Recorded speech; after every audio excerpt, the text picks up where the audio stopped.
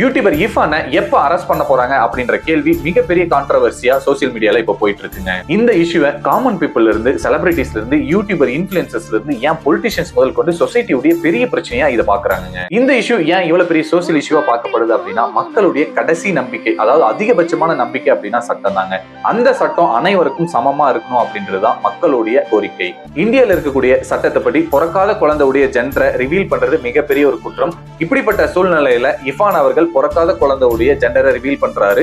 அப்படி ரிவீல் பண்ணவருக்கு ஏன் மிகப்பெரிய ஒரு தண்டனை கொடுக்கப்படல அப்படின்ற கேள்வி சாதாரண மக்கள் முதல் கொண்டு எல்லாருமே கேட்டுட்டு இருக்காங்க. இவ்வளவு பெரிய சோசியல் இஷ்யூவா பார்க்கப்படுற ஒரு விஷயத்த A2D அப்படின்ற ஒரு சேனல் மூலமா சட்டத்துல இருக்கக்கூடிய விஷயத்த தவறா மக்களுக்கு எடுத்து சொல்லி ஒரு மிஸ் இன்ஃபர்மேஷனை ஸ்ப்ரெட் பண்ணிட்டு இருக்காருங்க.